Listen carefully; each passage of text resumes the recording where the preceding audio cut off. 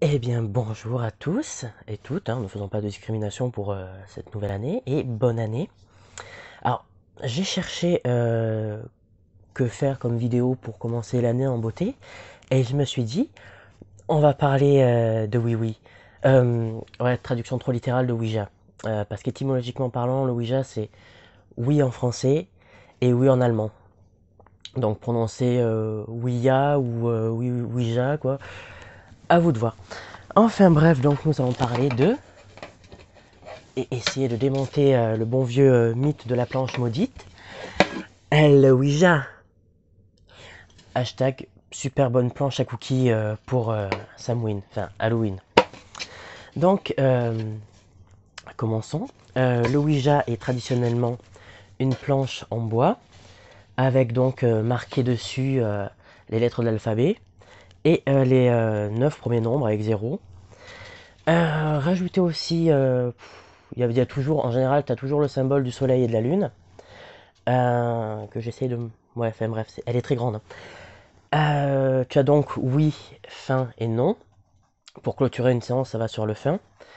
Donc maintenant, tu as toujours aussi la goutte. Elle peut prendre différentes formes, avoir une petite verrière là, je sais pas si on dit verrière. Enfin, un petit bout de plastique ou de verre là. Et techniquement, c'est la lettre qui apparaît normalement, qui apparaît là-dedans. Bah, là, par exemple, ça serait le S, qui est considéré pour la séance pour faire partie du mot, du nom, ou enfin voilà. Après, sinon, il y en a qui considèrent que oui, c'est trop compliqué de faire bouger, de mettre pile poil là-dedans. Donc la pointe de la goutte va servir d'indicateur. Par exemple, du coup là, ça serait plutôt pas le S, mais le F. Enfin bref. Alors déjà, traditionnellement, le Ouija est censé être en bois. Donc plastique, non. Parce que le bois étant une matière dite noble, vu que naturelle, l'énergie circulerait mieux dedans. Et du coup, serait plus propice pour les esprits et entités, parce qu'on va revenir là-dessus, pour communiquer à travers cet instrument. Alors moi, ce que je conseille déjà, c'est de ne pas acheter de Ouija. Si tu veux en faire un, vaut mieux le faire soi-même avec une planche unie, parce que le bois reconstitué, comme ça, eh ben, c'est de la daube, hein. Donc voilà, je vais la reposer parce qu'elle est chiante.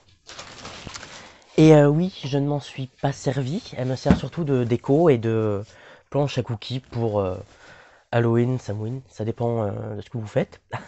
Et donc voilà, alors petit problème avec le Ouija, c'est que vous avez beaucoup vu et entendu parler de planches maudites. Alors ces fameuses planches maudites, c'est beaucoup un phénomène aux États-Unis, qui est un pays très catholique, donc forcément tout ce qui est surnaturel, qui est inexpliqué, c'est forcément le diable, donc malédiction et compagnie. Or, le principe de la planche Ouija, du coup, comme je l'ai dit en début de vidéo, sert à communiquer avec les esprits. Sauf que le problème, c'est que la planche n'est pas un médium particulièrement précis ou utile quand ça marche, parce que tout simplement, ça revient à ouvrir une porte quelque part et se balader dans un endroit dangereux avec un gros projecteur sur ta tronche qui dit coucou, je suis là, qui que vous soyez, quoi que vous soyez, venez vers moi. C'est pour ça que le Ouija, il vaut mieux pas s'en servir.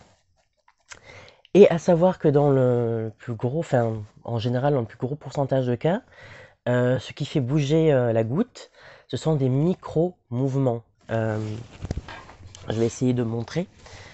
Euh, Tout simplement, vu que tous les participants doivent mettre au moins un doigt sur la goutte, forcément, quand tu te concentres, que tu laisses tes idées partir, vagabonder, peu importe, tu as forcément ton doigt qui va avoir des micro-tremblements.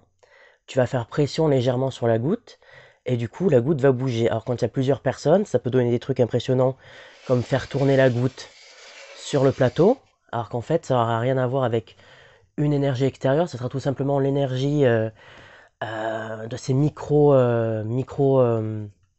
mouvements de tout le monde qui va s'intensifier et faire vraiment bouger la goutte comme jamais.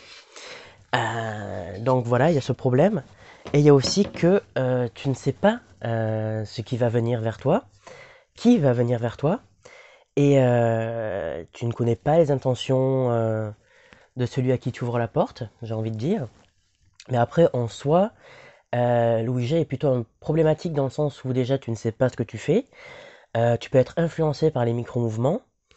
Euh, Il y a plein de facteurs. Tu peux devenir, développer une sorte de dépendance, comme les gens qui ont un besoin compulsif de voir un médium voyant quasiment tous les 15 jours, ce qui est inutile à proprement parler, mais j'en reparlerai dans une autre vidéo. L'Ouija, du coup, a un côté addictif, un côté sociétal. Tu peux le sortir en soirée pour faire des séances avec des amis, des invités pour impressionner, mais c'est du déballage de n'importe quoi en fait. Oui, parce que dans 99% des cas, il se passe rien. Enfin, à part les micro-mouvements, il va rien se passer. Après, il y a aussi le problème à savoir si quand il se passe quelque chose que tu demandes de se manifester, quand tu dis esprit es-tu là, si tu es là, manifeste-toi. Des fois, si au bout de plusieurs moments tu entends un bruit, ça peut être aussi ton appréhension, ton énergie qui va se mélanger avec celle des autres et donner un phénomène plutôt qui se rapproche du poltergeist, donc de la psychokinésie, ce qui n'a rien à voir avec les esprits et entités. Alors la différence entre les esprits et les entités, c'est que un esprit va être une personne défunte, une personne, un animal défunt, alors qu'une entité, c'est tout autre chose et détaillé, ce serait vraiment compliqué.